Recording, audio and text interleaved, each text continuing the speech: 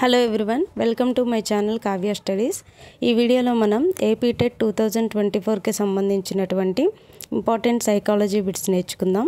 First one, NEP 2020 ప్రకారం విద్యా ప్రణాళిక నిర్మాణం 5+3+3+4లో 4వ స్థాయి అనేది ఈ వయసు వారికి ఉద్దేశించబడినది. 14 నుంచి 18 సంవత్సరాల వయసు వారికి ఉద్దేశించబడినది.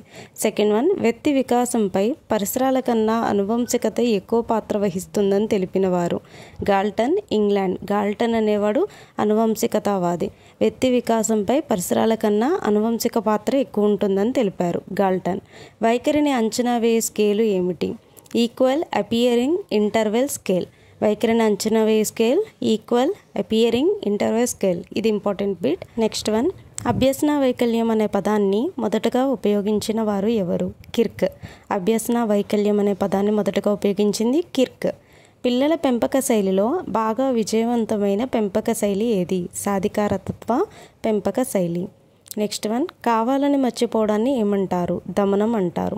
కావాలని మర్చిపోవడాన్ని దమనం అంటారు. ప్రత్యేక జ్ఞానాన్ని, నైపుణ్యాన్ని పొందగలిగే లక్షణం ఏది? సహజ సామర్థ్యం. ప్రత్యేకమైనటువంటి జ్ఞానాన్ని, నైపుణ్యాన్ని పొందగలిగే లక్షణాన్ని ఏమంటారు అంటే సహజ సామర్థ్యము అంటారు. సాంఘిక అభ్యసన సిద్ధాంతాన్ని ప్రతిపాదించినది బండూరా. సాంఘిక అభ్యసన సిద్ధాంతాన్ని ప్రతిపాదించిన వారు బండూరా. బోబోడోల్ అధ్యయనం ఈ అభ్యసన సిద్ధాంతానికి చెందినది. బండూరా సిద్ధాంతం. బోబోడోల్ అనే అధ్యయనం ఈ అభ్యసన సిద్ధాంతానికి చెందినది అంటే బండూరా అభ్యసన సిద్ధాంతం. చిన్న చిన్న చట్టాల ద్వారా అభ్యసనం అనే భావనను ప్రవేశపెట్టినది ఎవరు? స్కిన్నర్. చిన్న చిన్న చట్టాల ద్వారా నేర్చుకోవడం అనే విషయాన్ని తెలిపినది స్కిన్నర్. డెజావు అనేది ఏ పదం? ఫ్రెంచ్ భాషా పదం. డెజావు అనేది ఏ పదం? ఫ్రెంచ్ భాషా పదం. నెక్స్ట్ వన్, మానవతావాద సిద్ధాంతకర్త ఎవరు? Abraham Maslow. మాస్లో మానవతావాదం అనే పదాన్ని గుర్తుంచుకోండి.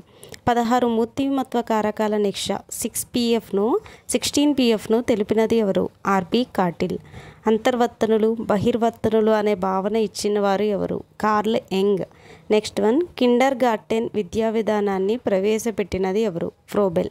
Thank you so much. ఈ వీడియో కనుక నచ్చినట్లయితే లైక్ చేయండి, షేర్ చేయండి, నా ఛానల్ని సబ్స్క్రైబ్ చేయండి. Thank you.